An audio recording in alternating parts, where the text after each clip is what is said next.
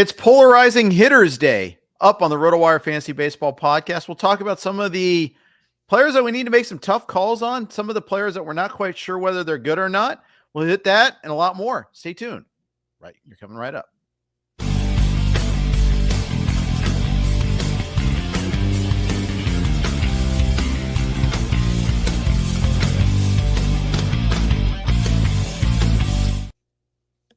Hey everybody, welcome to the RotoWire Fantasy Baseball podcast. Jeff Erickson here with Fred Zinkie. We're going to cover polarizing hitters. We're going to talk about some injury moves, and maybe is it time to take a hard look at some players that are slumping, whether or not they're deserving of a cut. All that coming up here on the RotoWire MLB podcast. Fred, how are you?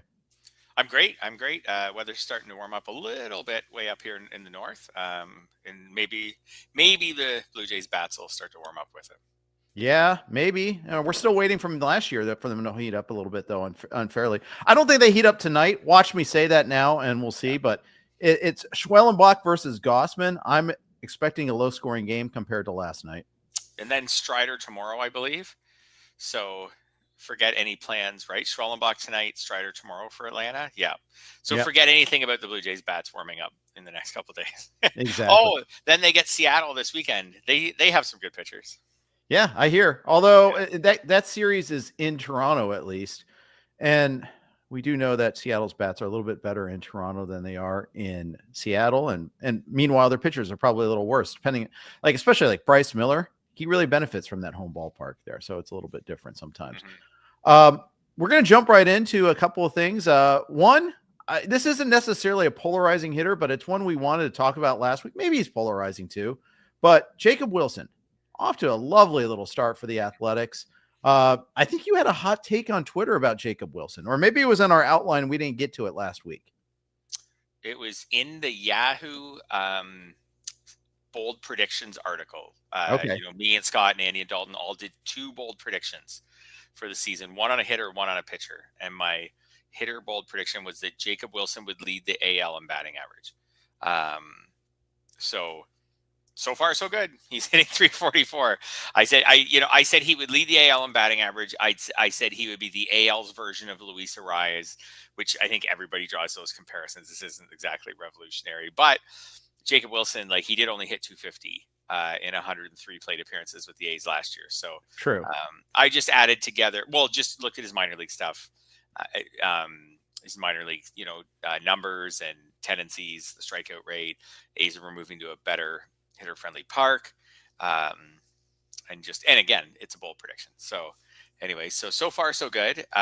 He's hitting 344, and before we say he'll never keep that up, his XBA is 338. So yeah, maybe I don't know. Maybe he can keep that up or something like it. So here's the fun thing about Jacob Wilson is he doesn't walk or strike out at all. 0 walks so far in the season, 3 strikeouts and 61 plate appearances. That's pretty darn rare. So the no walks is not usually a good sign for a player, but clearly he can make that work. He can not walk and still not strike out.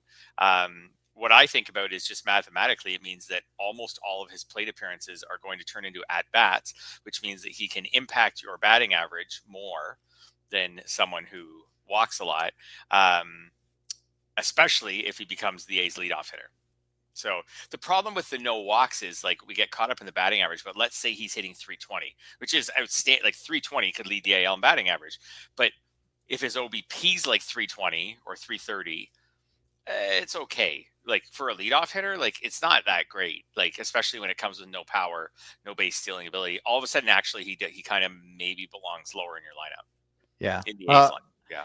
Yeah.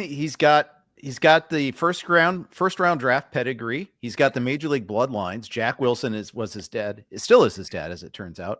It's funny how that works, but I think there's just some really interesting back control, and the minor league numbers support this too, to a certain extent.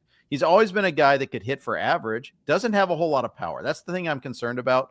He had, 4 homers in Las Vegas last year and only 116 plate appearances, excuse me. So maybe I'm overstating the case there, but he's not a big power guy, but my goodness, every single professional level he's played at, he's hit for average. Yeah. I was thinking about how I would pitch to him in the sense of Like, do you throw him a bunch of balls because he doesn't want to walk? Like, maybe he could chase. Like, he's not going to do that much damage to you. Like, because he's not hitting home runs. Like, if again, like if he comes up to bat and his OBP is like 330, it's fine. It's fine, but it's not killing you. Like a 330 OBP for the other team, a 330 OBP who mostly hits singles. Maybe a few doubles, like it's not really killing you. Now in the minors, he had some ridiculous OBPs because he has some ridiculous batting averages. So he had OBPs in the high 400s, mid 400s. Like, but we're a long way from him replicating that in the majors. He does have 2 home runs already. If you look at his expected stats, those are the outliers. Like the expected stats say that he probably shouldn't have any, or maybe should have 1 so far. But again, for this season, well, he's in a park that should lead to more home runs. If he could gut out 10, 12, that would be pretty good, along with a 300 average. He's Luis Arias, and Luis Arias always he's pretty similar, and Luis Arias always goes around pick, what would you say, he went in draft season 150 or so, 170. So Jacob Wilson, maybe not quite as good if he's not hitting leadoff, but he's still, if we went back and drafted today for the season, goes inside the first 300 picks for sure. Yeah. Uncle Ted asks, Medroth or Wilson? Medroth just got called up by the White Sox. Some pedigree as well. I'm going Wilson. Yeah, for now I will, for sure. I think it's basically 100% that Wilson spends the entire year on the A's, right? Like yep. Medroth, we'll see what kind of start he gets off to. He certainly could, but we'll see. I think that Wilson, just the bat to ball skills are so good that, maybe he has a quiet month where he hits 250, doesn't draw a lot of walks. He's not a very good player at that point. But then he comes back the next month and hits 350. So I think he's going to be on the A's all season. And so I'll take that for now. I'd have to have someone better than that to walk away from Wilson. Like maybe someone I don't know, where I felt like they were in the lineup for sure for good and had both had a really exciting power speed combo. Right. Or one or the other, and definitely, we're going to stay on the team. My concern about Wilson is I need him either to hit for power or to run, one or the other. I don't care which one, but I'd like to have him have a little bit. In other words, he just becomes Luis Arias right now, which has his value, right? But right-handed version of Luis Arias at that. Right, like you say, you need him to do one of those things. Well, there's been seasons where Luis Arias really didn't do those things, and we still drafted him the next year. Still draft him, sure. He has value. Fairly early. Like last year, Luis Arias, 4 homers, 9 steals. So 13. Sometimes I like to do, they're not a totally 1-for-1, but I like to do 8 homers plus steals. So 13 last year for Luis Arias. Do you need Jacob Wilson to get you more than 13, or would you be fine with 13? 13 would be fine. Yeah. Especially and whatever the balance, he's not going to be he's already got 2 homers. He's not going to be 2 and 11. He's either going to be, if he got to 13, it's going to be balanced, or maybe could even slide towards power a little bit. Right. It's probably, let's just say it's balanced. Let's say it's around 7 and 6 or something. I'm also assuming he doesn't hit 340 the rest of the year. Say he hits 300 the rest of the year. Yeah, that's still, with that many at bats, that's still huge. That's a huge difference maker in that category. I think that, in points leagues, you're definitely downgrading Wilson. Head-to-head point leagues, for instance, there, because he doesn't bring you all that extra goodness. His hits matter, but you're not getting any walks, you're not getting any steals, you're not getting the power. That's the difference there. Yeah, I mean, and for me, the other one with Wilson, and this is the same as Arias, the lineup spot, man, if he could get higher. So he's only had 2 games where he hit in the top 5 spots in the lineup so far. So if either through him playing well, or maybe the A's having some injuries or some slumps to some other players, if he could he's clearly one of those top or bottom, probably hits first or 7th, 8th, 9th. Man, it would be good if he could hit, just for run scoring, if he could hit high in the lineup. I don't know if we can expect that without any walks at all. Right. Agreed. I think that's interesting. I think he's a very interesting player, though. I like the different players. I like the guys that are outliers like that. They're always fun to talk about. Well, I mean, from a non-fantasy perspective, Jacob Wilson is really fun for baseball. What do we talk about in baseball is that we want to see more balls put into play. Right? Exactly. We don't want to see long grueling at bats. It's Jacob Wilson is someone who doesn't draw walks, doesn't strike out. So when he comes up to bat, he's probably not going to be up to bat forever, and you're going to see a ball put into play, whether it's a hit or not. And that's really what I think a lot of us fans would like to see more of in baseball. It's just more balls put into play quickly, and a few fly out over the fence, whatever. But we just want to see more action. Exactly. Yeah. Eric asked, here's another interesting player, another outlier guard, Gabriel Arias. What did experts make out of the crazy bat speed from him? 94th percentile bat speed from Gabriel Arias. Having a good year, 822 OPS so far. So I think he was 87th bat speed, 87th percentile bat speed last year. So it's even stepping up a little bit more. He's earning a little bit more playing time for the Guardians. This is a guy that I haven't been on. I don't think I've talked about Gabriel Arias in a podcast. So Eric, I appreciate you bringing him up, first of all. So I think that's a little bit, I like the outlier guys. Have any deep thoughts on Gabriel Arias? Are you like me where this is like, oh, I just noticed this for the first time? So he's actually in my some of my waterfalls on Sunday. I don't think I wound up with him anywhere. But there were a couple of leagues where I was looking for a second baseman, and he was in my waterfall. So, okay. Yeah, not a ton of speed. Maybe he could steal if he played regularly all season, like 7 or 8 bases, maybe. He kind of profiles as someone who could be, I don't know, maybe like a dozen homers and 8 steals, something like that if he played all season. I don't think his batting average ultimately will help you. I think it'll probably hurt you, or at least just sit neutral, maybe hurt you a little bit, not enough for you to really care. So to me, he's like, for now, like a fringe 15-team league player, and I don't see enough upside. Even with all the bat speed, he's still striking out this year 29.4% of the time. Last year was 32.9. The year before was 32.8. So even with all the bat speed, he's still striking out a little over 30% of the time in his career.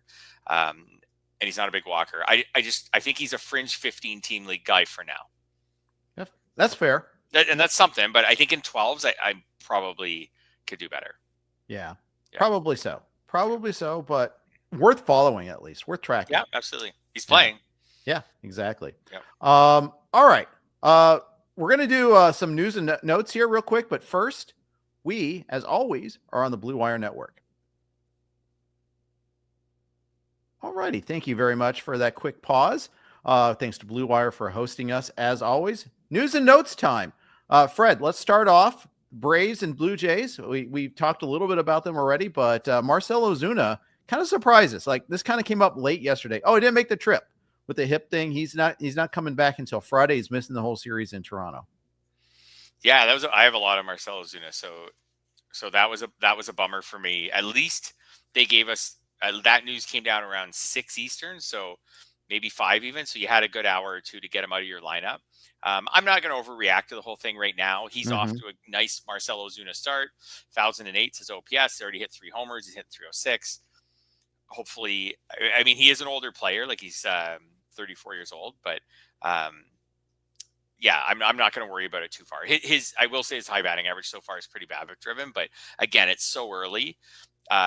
He's got almost as many walks as strikeouts. Like, 16 walks already is really impressive. So he seems like he's fine. Hopefully this is just a few days. It gets calmed down and we move forward. Yeah. Hopefully that's the case there. I didn't notice it right away in one of my leagues until it's too late. Shame on me. Hate it when that happens there. Lock up your utility spot for half the week. It's tough. Having an alarm to go off on your phone every Monday and maybe every Friday is good too, but especially every Monday. Yeah. I feel like around 6:30 Eastern. And right, like that alarm, if you feel like, some people listening maybe can't do that. They're like, I'm at work at that time or something, I can't do that. But if you can do that, an alarm every Monday and every Friday at 6:30 Eastern, and then you just take a quick, maybe even 6, and you just take a quick look at the RotoWire news page, just a quick look at the last couple hours of news. It will get you a few stats over the course of the season. That's a great idea. I should do that. I mean, I'm a big phone alarms guy. Like beyond the world of fantasy baseball. Like, I'm a big set an alarm for 8:30 at night to remind me to put this into my bag for tomorrow to make sure it comes to work with me. Like, just stuff like that. Like, I think the alarms are super valuable. It's hard to remember stuff, right? If you've got jobs, families, all the things, like, it's hard to remember things. Alarm goes off on your phone and there you go. Christian was asking who we were talking about, by the way. We were talking about Marcell Ozuna's injury, as far as inspiring the alarm here. Just to make sure. I think I was setting lineups for other leagues and I just missed checking the news on this one here. And then I noticed it again, and especially with all these games now that are starting before 7 o'clock Eastern, there's a 6:40, 6:20 sometimes. So Set that maybe alarm for 6 o'clock Eastern. Yeah. Definitely. Yeah. So I guess to summarize, we could say don't be alarmed, but be alarmed. Don't be alarmed about Marcell Ozuna, but be alarmed for 6 o'clock every Monday and Friday. Yep. Sorry, I had to do that. Yes. All right. We covered the ground there. Other side of that series. First of all, light a candle for all the Easton Lucas speculators out there, myself included in one league. We still get the second start at home against Seattle, but first one against the Braves was pretty ugly. Not Tanner Houck bad, but bad. Yeah, absolutely. It's such a crummy situation with Lucas because pretty much all of us didn't get either of the good starts and then just got the stinker start. At least yesterday, like, it was a bad start. No doubt about it. He did throw 5 innings. 9 base runners is not a killer. Or sorry, 10 base runners on your, it's 2 whip. Like, obviously, like it's bad, but it's not a killer. 8 runs, it's bad. It's definitely a bad start, but at least like it wasn't an absolute killer. Like we'll probably talk about in a minute about Tanner Houck. It was a bad start. How about this, Jeff? If you had the option to get him out of your lineup before he pitches at home against Seattle on Sunday, would you take him out of your lineup? He's had 3 starts now, 2 good, 1 bad, or would you leave him in your lineup? Take the chance. Seattle's not a great offense. I'm leaving him in with the caveat that I want to check real quick to see what Seattle's offense is doing on the road. I know it's stupid early, so it's really probably not, very instructive. But I remember like they had a high scoring series against the Giants. In fact, yeah, their road offense is second in baseball right now, but they've had, that's very little at bats so far too. But in those road games, they're hitting 287, 383, 435. So I think is it only 3 games that they've been on the road? This is something I need to look. I'm double checking this one now, but that'd be wild if that's the case there. Yeah, if that's the case, that they've played 16 games and 13 of them were at home. Anyways, I think 0-3 on the road. There you go. And it's a Sunday game, getaway day, maybe the odd regular sits. I don't know. I think like I said, it's a bad start compared to some of the starts we've already seen this year. Like it's not a top 10 bad start so far this year or something like that.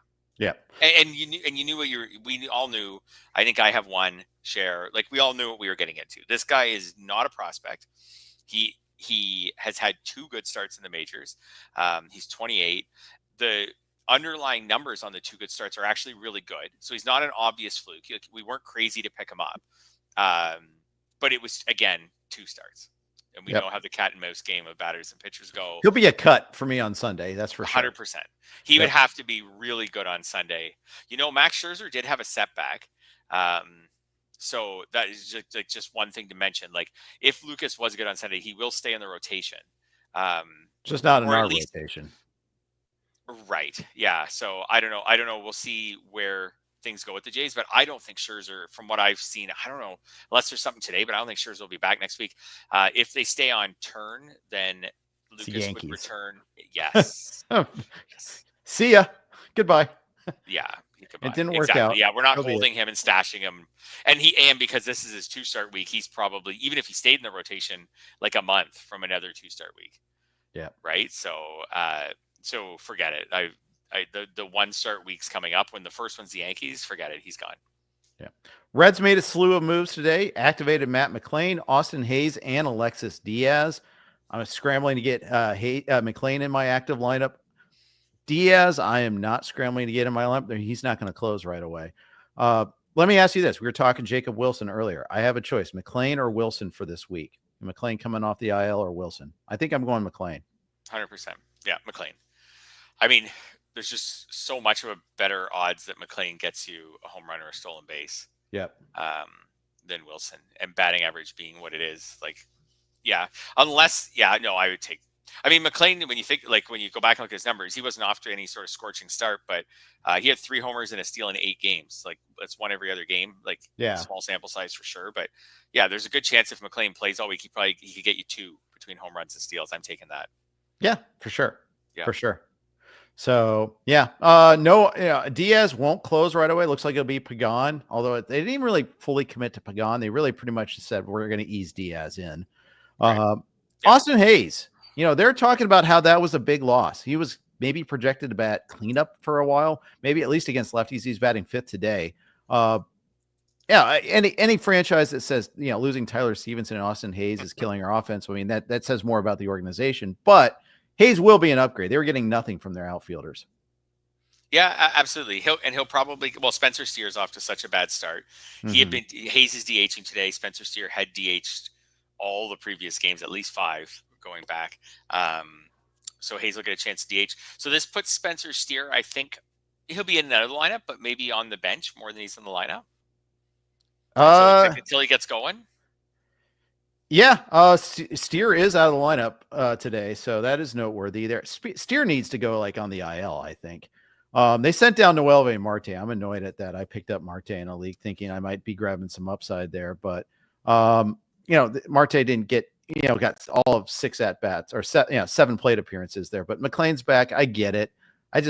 I want Steer to be on the IL and rest that shoulder. That's my goal. Not even goal, but that's my hope. Steer has the 5th worst OPS among qualified hitters at 397. And his batting average is 2nd worst at 109. Mm-hmm. The IL would be really good and try to get him back on track because, how do the Reds, what do they do? Do they sit him? Do they let him try to hit his way out of this slump? Heimer Candelario hasn't hit that much better. He's been a little better, but not that much better. So, do you sit him and try to get Spear in the lineup that way? I don't know. Do you just work Spear in 2 or 3 days a week for various guys, but when you face lefties, he's in. I don't know. Is he just a short side platoon guy till his back gets going? Yeah. Like you said, it might not be bad for him to go on the IL, maybe bring Marte back up.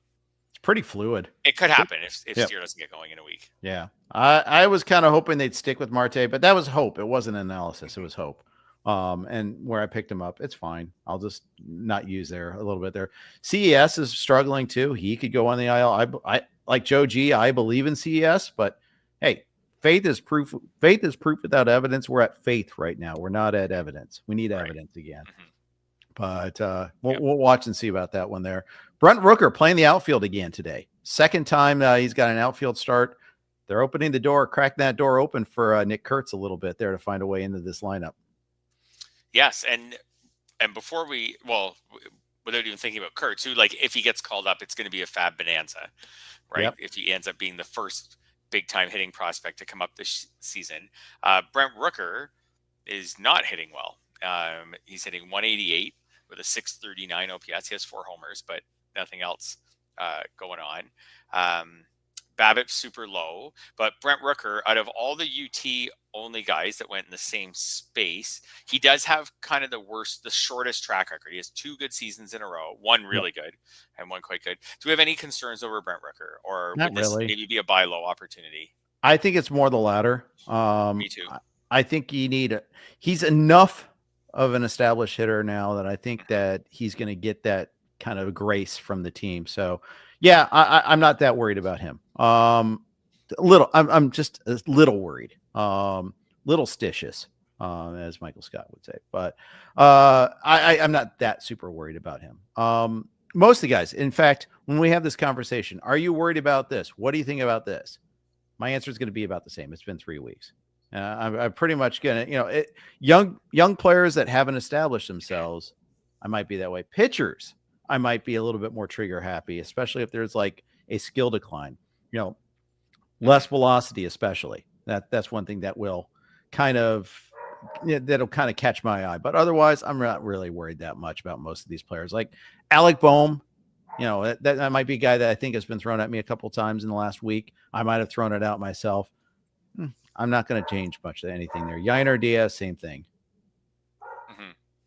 Yeah, I think we talked about this a little bit last week, but when I look back at past seasons and slow starters and whether they turned it around, if they came into the season with red flags, so like you said, a really young player or really old player or someone coming off an injury or something, then it's less likely that they turn around the slow start. Not impossible, but less likely. But these guys like Alec Bohm, like Diaz, like Rooker, who are 28, 30 years old, and have been solid, have performed at a level for multiple years. I'm probably looking at them as buy lows. So, and I'm definitely would look at Rooker as a buy low.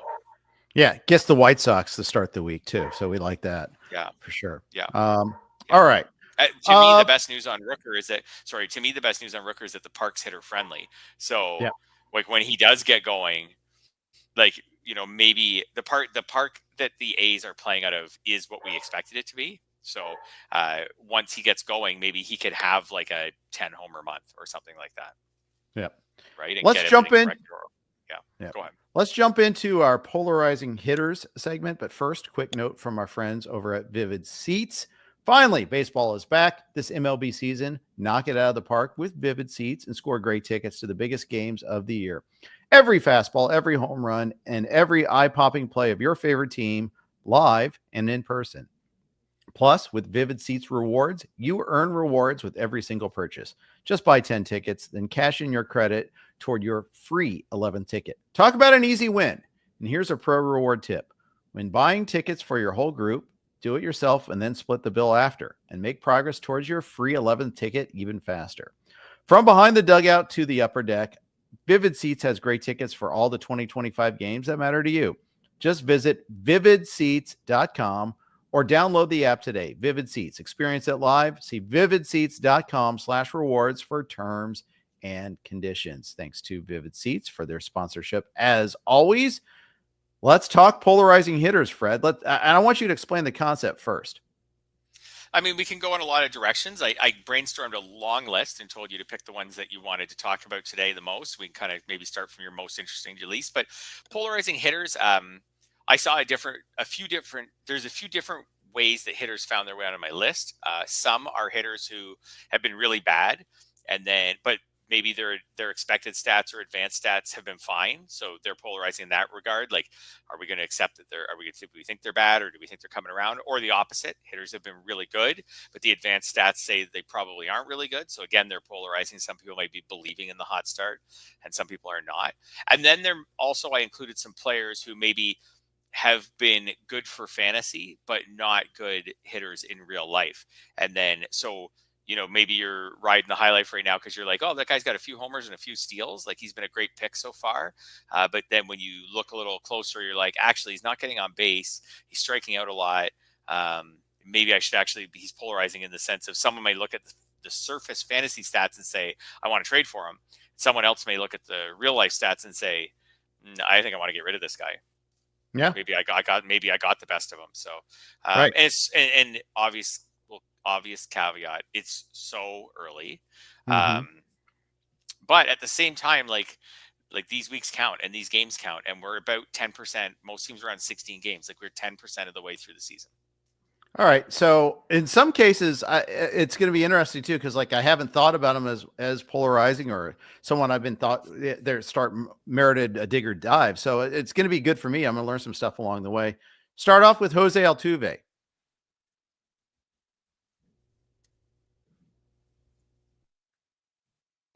What do you want to talk about with Altuve, Fred? Oh, I think Fred is frozen in time. It's a good still, though. I mean, if we took a screenshot of him, that would be pretty sweet. All right. For those of you not watching the stream, let's talk a little Jose Altuve here in a second there. Interesting thing about Altuve to me is that, he's playing out of position. And yet there we go. Fred, we're back. Jose Altuve.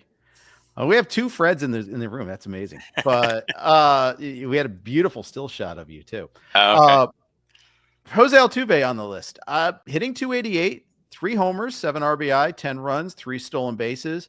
Noteworthy to me that he's gone back to playing a little bit of second base here and there. He's got 3 games at second base, 10 in the outfield. So we finally got that outfield eligibility. What did you want to talk about with Altuve? Well, I mean, right. So where he's polarizing is on the surface, totally good, multi-position, and he's just being Jose Altuve. He's hitting for average. He's stealing bases. He's hitting home runs. When we look a little deeper, now I'll start this by saying Jose Altuve has made a living out of outperforming his expected stats. That's what he's always done. He has a lot of seasons where the batting average is 30, 40 points higher than his expected stats. But this year so far has been really extreme. So his expected average is 207. The gap between his slugging and his expected slugging is over 100 points. His average exit velocity this year is 82.9 miles an hour. It won't stay that low all season because nobody's really stays that low. Like that would be the worst in baseball, I believe, of a qualified player last year, if that's where it had been. So he's just not putting a lot of hard contact on the ball.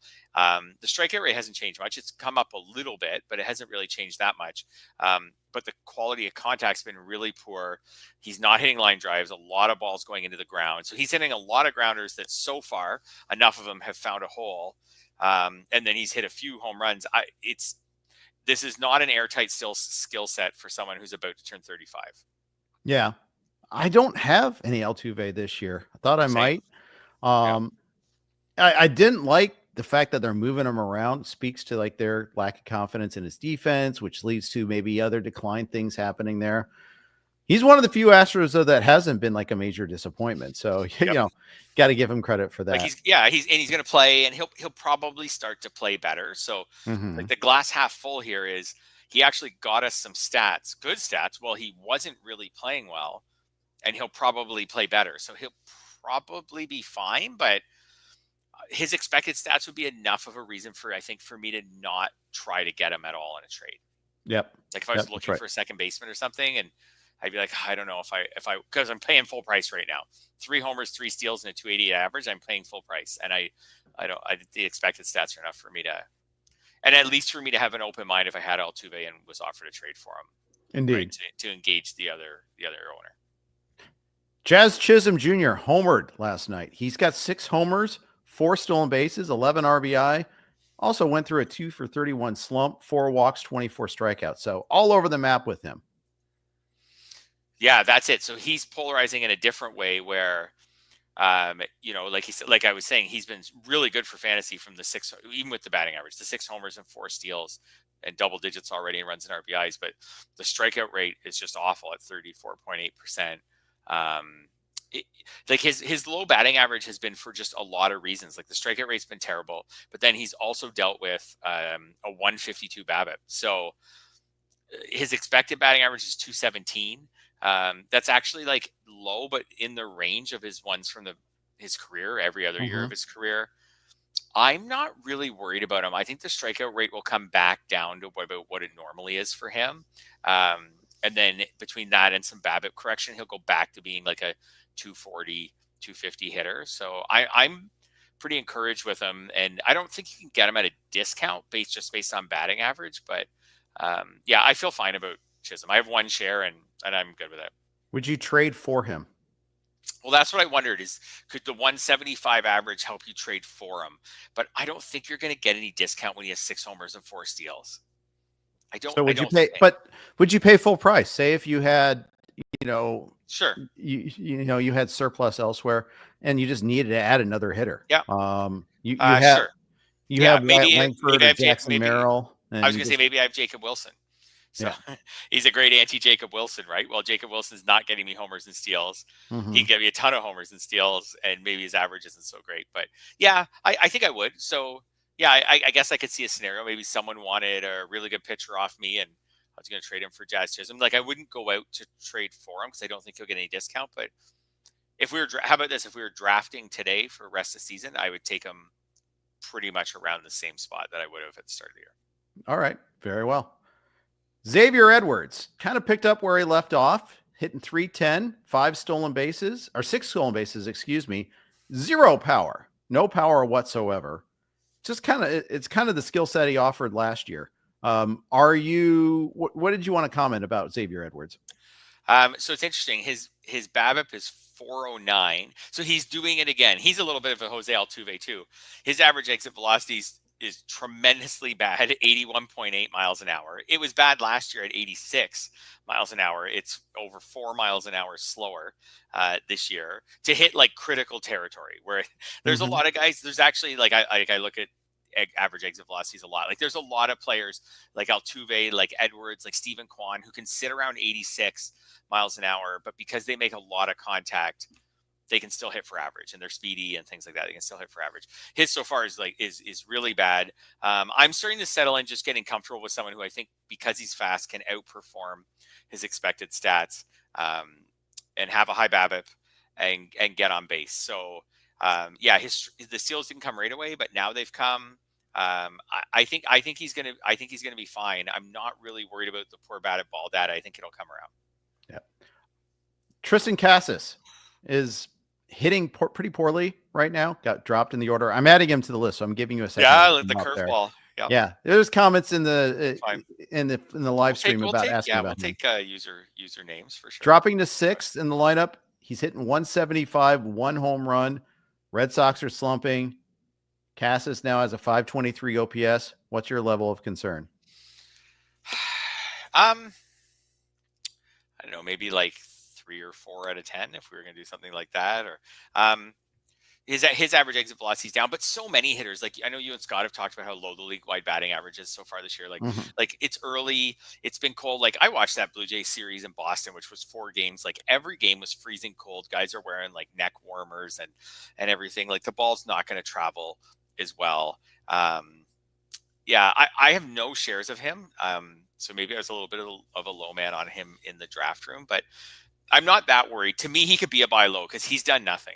Right. Like he has 1 homer and the 175 average. So he's done nothing. So I think maybe he could be a buy low. And I think I would be okay with buying low on him. Okay. I have 1 share of him and I'm not happy about it because obviously it's been pretty poor so far.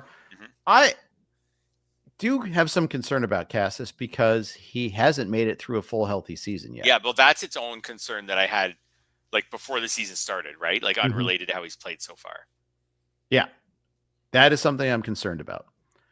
I guess then like my glass half empty take on this would be if you were already worried that he's only going to play in like 120 games, well, we just soaked up 16 bad ones. So right. For him to have a good season, like he better get going and have a good stretch. If you're thinking that just with his track record, there's probably an IL stint in there as well somewhere. Like he's not going to be an accumulator. Exactly. Yeah. Christian Yelich. Now, this is a player that's coming off of back surgery. That is obviously a concern about whether he's the same full-fledged player as he was before. Level of concern on his poor start. Right. That's why I put him in there because he's hitting 143. And after, playing in just 73 games last year and having the back surgery, there's an easy case there to say maybe this guy isn't the same player. That being said, when I look at his underlying numbers, like they're pretty similar. The exit velocity is fine. Strikeout rate's pretty normal for him. Like a little bit higher in his career strikeout rate, but not much. So I think maybe this is another guy that you could buy low on. Like he's still hitting a ton of ground balls, but that's what Christian Yelich does. That's what he's always done.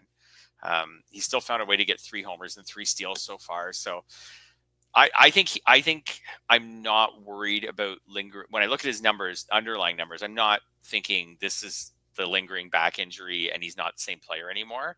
And I would be willing to make that argument in a trade talk, like, oh, maybe I could get Christian Yelich at a discount because, maybe he's not the same player anymore. I could say that to the other owner and see what I could get him for. I think I would do that. I think I would go with the buy low. Again, the concern is that he's not durable anymore.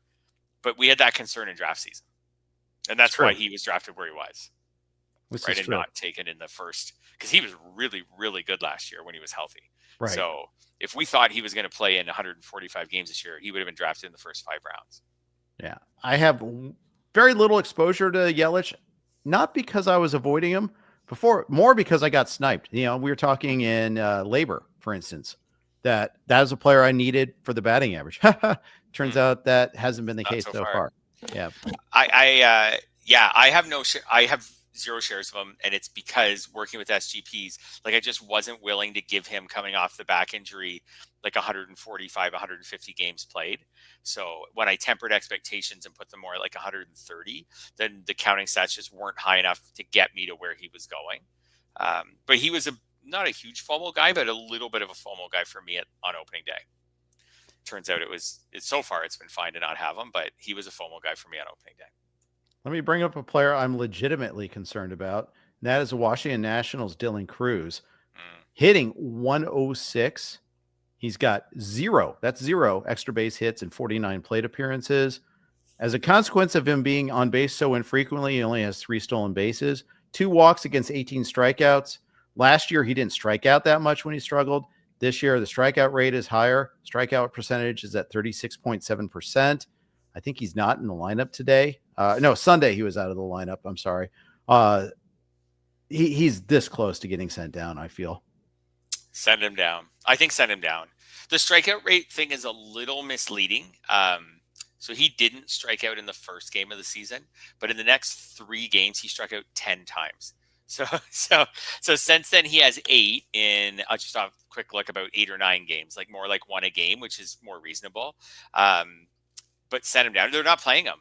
Like, he didn't play on April 10th and he played on the 11th. He didn't play on the 12th or the 13th. And then he played yesterday. So they haven't really been playing him. If you're not going to play him, like, for such a good prospect and such a young player, send him down. And Alex Call is hitting well, filling in for him. Jacob Young's like just a guy, but he plays great defense.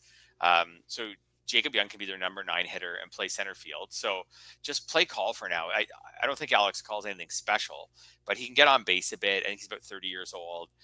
He's not a prospect anymore. Just use him and put Cruz in the minors for 3 weeks and see how he hits down there, and then give him a fresh shot maybe once the weather warms up. Maybe even longer. If Cruz gets sent down, would you drop him? Probably not, but this is the caveat that I don't have Cruz anywhere. So I don't, it's one of those that I'm looking, you look at his, he never really crushed the minors at AAA, for instance, last year, 795 OPS. That's fine, but it's not crushing. It's just, hey, he's a fast guy. He's a pedigree guy. I know a lot was made out of the Skeens versus Cruz matchup. I mean, one of these is not like the other in terms of what they've done so far. Yeah, absolutely. He's just such a highly ranked prospect. Like, if they send him down, don't you feel like the over-under on him coming back up would be like a month? And like, about that, if he crushes. Right. And we did get into this game a little bit last year with some of the Orioles, right, where you're holding on to them and then they don't come back up, but then they do come back up, but they have to come back up and play well to make it worth holding on to them. Right. I think in 12s I would cut him if he gets sent down. Let's say he gets sent down this week. I think in 12s I would cut him. In 15s, it would just depend how many injuries I had. Like, let's say in NFBC format, it would just depend how many injuries I had and whether I needed the space or not. Obviously I didn't want to, this is a bit of a wimpy answer, so I didn't want to say this, but a little bit of what the Nats say when they if they send him down, right? Like, oh, we think he'll be back. We're just going to give him like 5 or 10 games and get his back going and he'll be right back up here. Or we want to work on some things with him down there and he'll probably be down there for at least a month. Like, I'd listen to them, but just if they give us no information, I think 12s, I cut them. Here's the problem is they're most likely going to give us no information. Yep. Agreed. They shouldn't. Why should they give us any information? Right. Yeah. Like, don't put any more pressure on him. Don't put a timeline on him. Exactly. Yeah. Exactly right. Yeah. That's why tough call to make as far as that goes. Absolutely. Salvador Perez. Is this the end of the line? Hitting 203, does have 2 homers, or maybe we should chill out until it warms up? Let's chill out. I'm buying low. I've got him coming in an article tomorrow, just as a buy low candidate. His strikeout rate's up a little bit this year, but everything else, again, small sample sizes on the strikeout rate. Everything else is good. His walk rate's good. He's just a low BABIP so far this year.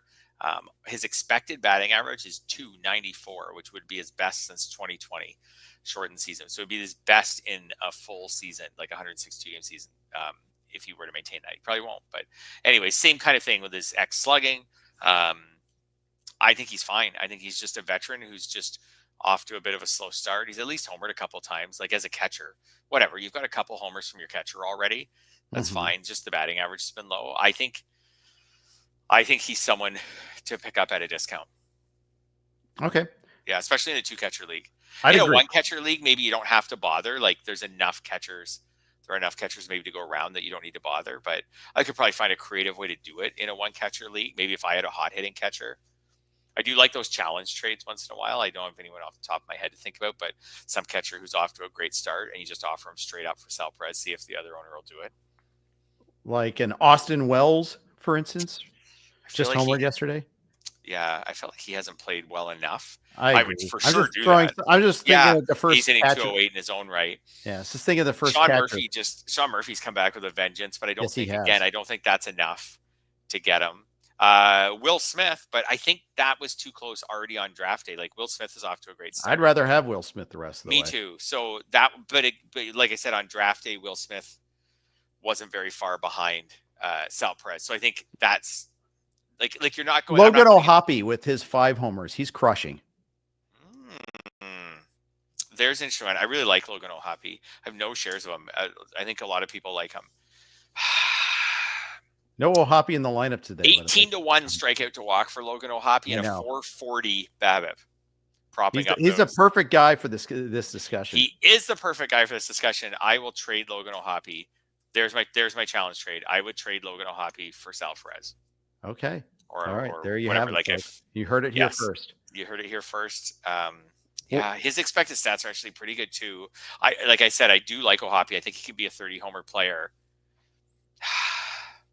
I'd like to say I think he'll be a 30 homer player. He's hitting 333 now, might hit 233 the rest of the way. I'll still take Sal Perez. Right. Yeah, I'll still take Sal Perez. Let's stick with the Angels. Joe Adell has said hello twice against the Rays in one game in that minor league ballpark. That's the only 2 times he's homered this year. He's below 200 again. I'm assuming you had him on the list as, is he worth being patient for? I see that he's still in the lineup batting 8th tonight against the Rangers. So I had him on the list as polarizing in the sense of, and I wish I'd looked, he was available in one of my leagues on Sunday and I put in a bid, but not what I probably should have. Mm-hmm. His underlying stats are all really good. They're getting better. He's been BABIP to death. He's got a 214 BABIP. So his strikeout rate's improving. It continues to improve. That used to be his big problem. Last year, he got it down to 27.9%. This year, it's down 26.1%. So strikeout rate so far, it's early, but it's improved. And he's hitting the ball hard. His average exit velocity is 93.3. So you've got someone who's has prospect pedigree. Once you have it, I guess you have it forever. Used to have prospect pedigree, who's hitting the ball hard, who has an expected average of 281. He's hitting plenty of fly balls. I feel like Joe Adell's sitting out there on waivers in a lot of leagues, and I would be keeping an eye on him. Okay. Yeah, in 12s, 12s would be hard. I'd probably have to, because he still hasn't done anything in the majors. That's what makes it hard for me to really recommend adding him. Like, he's a guy with a career 268 on base percentage, so makes it hard. In 15s, I would want him on my roster and not on the waiver wire. In 12s, I don't know, I just wouldn't rule him out. I'd at least look at the Angels schedule coming up and see if I say on Sunday for next week and see if it was a good schedule, then I'd be interested in him. Adell has over 1,000 career plate appearances in the big leagues too. Yep. Not all consecutively. He's been kind of scattershot since age 21. He's now age 26, but he did get 450 plate appearances last year. And there's some signs. There's stuff there. Like, he hit 20 homers and 15 steals last year. Yeah, he did. It's not bad. And like you said, he's had over 1,000 plate appearances, and the results are poor overall. But a lot of those plate appearances came, about half of them, at age 23, 22, 21. So I always say still waiting for the first plus 300 on base year from Joe Adell, though. Yeah, exactly. So how hard can I recommend him? Like I said, I do try to not hold it against players things that struggles they have in the majors while the rest of their cohort is in the minors. Mm-hmm. And that's him at 21 and 22. But yeah, last year was the year. 20 homers, 15 steals. But could you get the on-base percentage to 300? So far, no. Still might be a buy low. I see it. I might not be that eager to do it. And it'd have to be kind of offered to me. Yeah, I guess maybe he's more of a don't rule him out on the waiver wire. Like, if this 180 average continues through the weekend, he'll get dropped in even more leagues. Exactly. Yeah. Atheist runner. Christian Walker. Still struggling. I have him, Fred. I have him in the main. I know people that were big on Christian Walker this year. I haven't seen the signs yet. Have you? The underlying stats aren't great. He's contacting the ball well, but he's striking out much more often. 34 is a tough year for first baseman. It is. I think where I'm at with Christian Walker is, if I have him, I'm not going to trade him because I'm not going to get enough for him. I'm probably taking the under on all the stats I had him projected for in March. But I still think he's going to bounce back and be useful. I think this isn't Jose Abreu. Like if I have Christian Walker, I'm either continuing to use him or I'm going to put him on my bench and kind of use him if I need him, but give him a few days and see if his bat starts to come around. But I think I'm not going to trade him because, like I said, the offers I'm going to get are probably going to be really bad. Would I want to trade for him? Not really. Like I'd want a significant discount. Yeah. And you're probably not going to get it. Probably not yet. So I just think also like Houston's offense in general didn't get off to a great start. So he's new to the team. He's kind of caught up in that. Maybe they just all start hitting at some point because it's a good looking lineup. A lot of Ben Rice chatter in the forum. Ben Rice or Christian Walker the rest of the way? Oh, Christian Walker. What do you think? Leading? Oh, it's really tough, actually. Ben Rice has been hitting so well. He's so good. He's batting leadoff. Forget it. Ben Rice. Let's go. Bold Ben moves. Rice. Yeah. And I think that trade could happen in some leagues. Yeah, that's a really good one. Like, I think there's be some people there would be like, I took Christian Walker in the first 10 rounds. Like, the underlying metrics for Rice are so ridiculously good. The hard hit rate, the exit velocity, the barrel rate. I know. And the park's good and the team's good and everything. So like I said, I think that could happen in some leagues. I think if someone came along and said, hey, I'll give you Christian Walker for Ben Rice, someone might say, you know what? That's a trade that could happen. I got Ben Rice off the waiver wire. You know, he's hardly played in the majors. Like, I can get this established guy who's just off to a slow start who was taken in round 9 or something. Sure, I'll make that trade. I'm looking just at the reaction in the forum during our live stream, and it's evenly mixed. So, one person, Uncle Ben Rice is crushing it. He's the real deal. Walker all day. So that's perfect. That is a perfect, challenge trade there. So I like it. I like it a lot there. I always say if I throw out a trade idea on Twitter and I get complaints on both sides, then I've made a really smart, idea. Sometimes I'll throw out like a real life trade on Twitter. What if this for this? And I'll get people being like, like whatever. The Yankees would never do that. The Angels would never do that. Whatever, if it was traded. And then I'm like, okay, I just found it. I just found the sweet spot. If I've got people on both fan bases saying they wouldn't do it, I've probably found the middle ground. So that's these two guys. That's a really good one. Here are the Ben Rice trades in Yahoo leagues in the last 24 hours. Ben Rice for Jake Berger. The guy that's slumping out of the lineup today. I'll take Ben Rice. Some of these I need more context. Ben Rice for Isaac Paredes. Ben Rice. I see Ben Rice for Emmanuel Clase. There has to be something else going on with salaries or something of that nature there. Maybe it's a saves plus holds league or something, and relievers aren't that valuable. Something like that. Yep. Very interesting stuff. Thanks everybody for chiming in on Ben Rice there. A couple more players before we get out of here. Marcus Semien, another slump after a bad year. Yeah, for me, this is just kind of self-fulfilling prophecy because I was like way out on Marcus Semien. Okay. So like, I'm not taking victory laps this early, but I don't know. I just felt like he's had a really good career. But he's 34. He was very, very much an accumulator the last few years. Not really playing great all the time, but just playing so much and hitting leadoff that the counting stats were always there. So I was worried about that. I didn't expect this. But he's definitely off to a slow start. The strikeout rate is up. He's someone who needs a low strikeout rate to have any success. I would not buy low on him. I wouldn't draft him in the first place, so I wouldn't be. So obviously, I would tell anyone to draft him to maybe explore trading him because I wouldn't have drafted him. But I would not buy low on him. I could see a scenario where he continues to struggle and then starts hitting low in the lineup. I really like Marcus Semien as a player, and he was on the Blue Jays. I think he's an awesome guy. So I hope he comes around. But me too. I don't know. I just I didn't have a good feeling. He doesn't steal bases really anymore. His power is pretty meh. Like I said, he had to play in almost every game to hit 23 homers last year. He's not a big on base guy anymore. Even last year, 308. Like if he slips a bit and all of a sudden that on base is 280, like what are you doing with him if you're the Rangers? You got to hit him 8th, 7th. Yeah. Like that. Yeah, he sat out Sunday too. Semien did. So yeah, it's tough. It's very tough. Yeah. Nolan Arenado. torched the team that he rejected a trade to yesterday. He didn't reject it yesterday. He rejected in the offseason. Arenado did.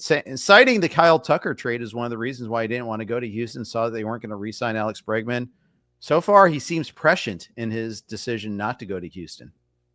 Yeah, so far he's off to a great start. And when you say polarizing, like there's just such a mixed bag here with Arenado in the sense of his expected stats are like massively lower than his actual stats. Mm-hmm.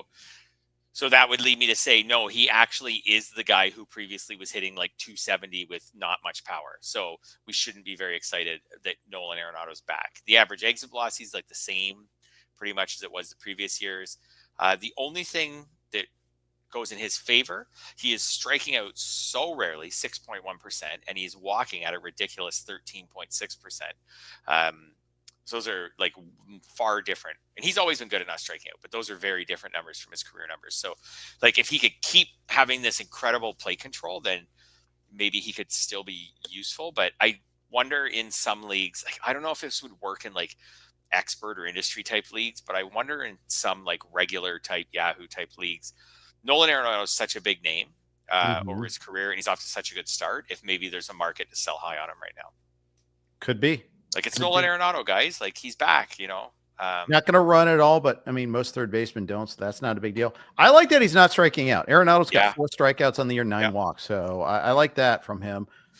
It'll be interesting to see if the Cardinals ultimately trade him at the deadline, if they actually find a suitable buyer for him, if they even sell off at all. Yeah, that's true. That's a really good point. The thing with the low strikeout rate is like StatCast obviously knows he has a low strikeout rate, and they're still giving him a low expected batting average. So that's all factored in. So even with the low strikeout rate, they're still saying that his quality of contact is poor and that his batting average should be low. No one thinks he's a 316 hitter, but you know what? I could see I like to think creatively about trades. Obviously, let's say I'm trying to make a deal with someone, and I send it to them and they're like, nah, it's not a terrible offer, but I'm not doing that. I turn around and say, hey, what if I give you Nolan Arenado too? Depends on the size of the league, obviously. But in like a 12-team league, I think I would totally do that. So if I'm willing to trade my player X for your player Y, I think that's a win for me. You agree that it's a win for me. That's why you won't do the deal. And then I'm like, you know what? I'll give you Nolan Arenado. And maybe you look at it and think, wow, he's hitting 316. He's not striking out. You know what? Sure. Okay. I'll take that. And then I opened up a roster spot and I'm going to start working the waiver wire and seeing if I can find the next guy. That works. But I got a player that I really wanted. All right. Very good. I like that construction. Yeah. All right. Couple more hitters. Sure. This one hurts. Kind of alluded to it earlier.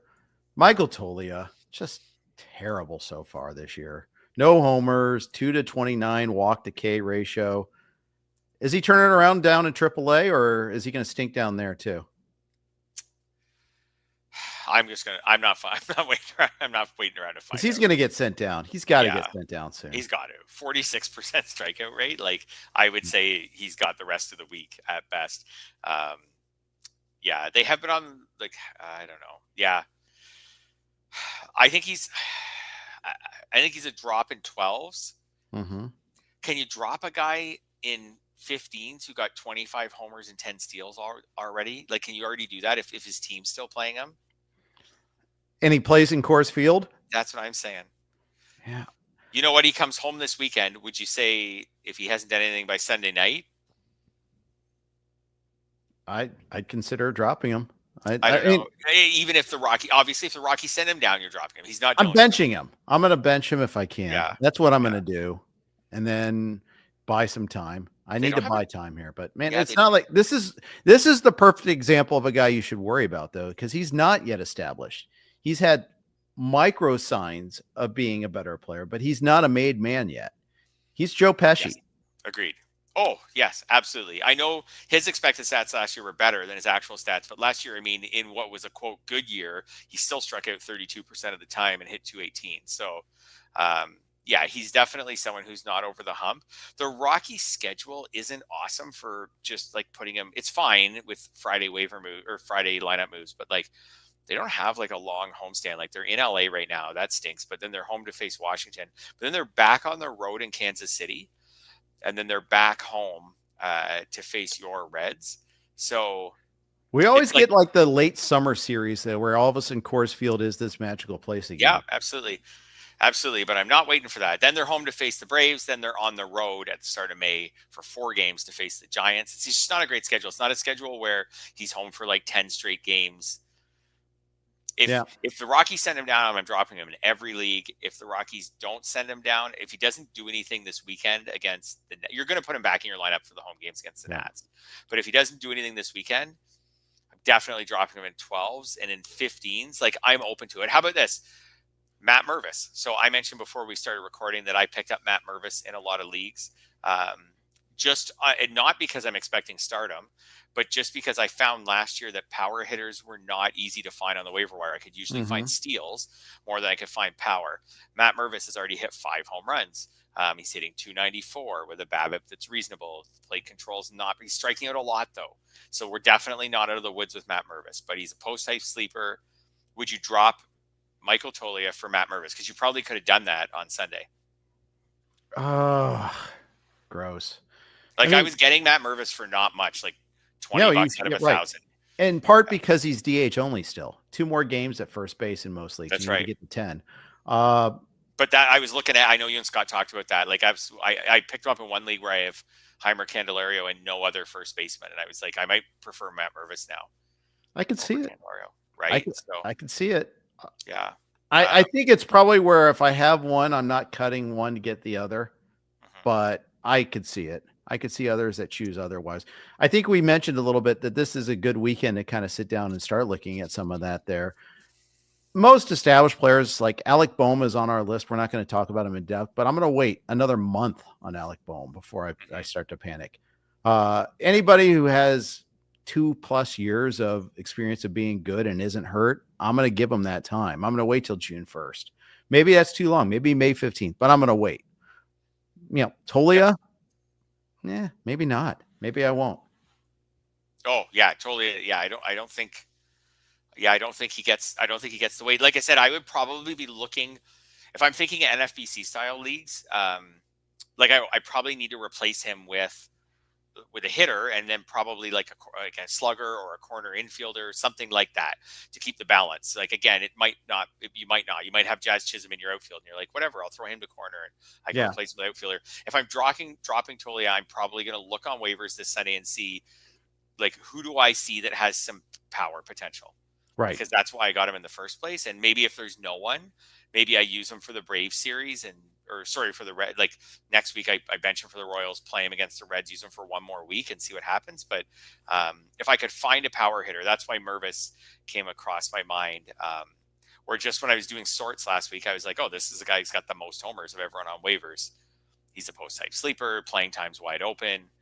Maybe not against lefties, but playing time in general is wide open on the Marlins. So, yeah, that would be the kind of move I'd be looking to make with Toglia if there's someone like that. Not that I'm expecting, like I said, stardom from Matt Mervis. He's not Ben Rice. I'm not expecting Ben Rice could end up being like could end up being the best waiver wire find this year. Like, I don't think Matt Mervis is going to be that. Could Matt Mervis though hit 28 homers and hit 240? Yes, I think he could. 230, 240. He could. And that's where Mark Carr asked, would you drop Cam Smith for Matt Mervis in a 12-team categories league? I would say no. I would not do that. I like Cam Smith more than Mervis, but I understand why you would think about it. With Cam Smith, you got third and outfield eligibility. First of all, I think that's pretty handy. And Smith is starting to warm up a little bit. He had a decent little homestand. I don't like that he bats 8th. I don't like his start, obviously, but he's not striking out like a major ton. He's got 11 strikeouts so far. I'm more inclined to wait this one out with Cam Smith because the upside's so much higher. Yeah, it is. So I guess for me, I'll wait it out. I'm with you. I'll wait it out. He also has come around a little bit. So I just pulled up last week for Cam Smith. Yeah. He's hitting 286. Right. So with a homer and a steal, I'll stick with Cam Smith for all the reasons you mentioned. And like I said, like, it's so early in the year that even one bad week at the start of the year, that first full week, that's still impacting your numbers tremendously. So Exactly right. Exactly. Yeah. So I'll stick with him for now. And for me with Mervis, like I claimed him in almost every league. I don't know if I claimed him in every league. I think almost every league, but they weren't big bids. Like I said, $20 out of 1,000. I think I spent 3 out of 100 in labor, and it was more just the general premise of me trying to find, who I dropped for him actually in more than one league was Alan Rodin, because I picked up Rodin at the start of the year. I still think Rodin could have a future. But right now, like he's hitting 9th all the time. He's sitting against lefties. Dalton Varsho is ready for a rehab assignment or almost ready for a rehab assignment. So like, even though he might stay on the team when Varsho comes back, it just complicates things. Like I dropped someone who's unproductive and maybe does not have Cam Smith's ceiling. I think that's the right call. Yeah. I think that's I was just like, why am I looking 5 homers and just turning my head to it to keep Alan Rodin? So yeah, exactly. Perfect idea. Someone that, fun story. Glad he made the team, and pretty easy drop too. Yeah. And the other guy I thought about was Miguel Andujar, hitter-friendly park. He's playing regularly. I would have taken him over Rodin, but I decided I'd take Mervis over Andujar because I just was like, again, maybe Mervis could actually hit 30 homers. I just don't think Andujar can do something like that anymore. Yeah. Probably agree on that. Andujar's got his usage, but I think you're also right about that one too. Yeah. Okay. I think that's going to wrap it up here. Big chiming in on the forum again, guys. Appreciate it. Yeah, really good. Yeah, really good stuff there. Some really good questions, some really good back and forth between you guys. I love when you answer each other's questions. Always good stuff there. Everybody, thanks for tuning in. Thanks again to Vivid Seats for their sponsorship, and good luck on your Tuesday night lineups. Take care.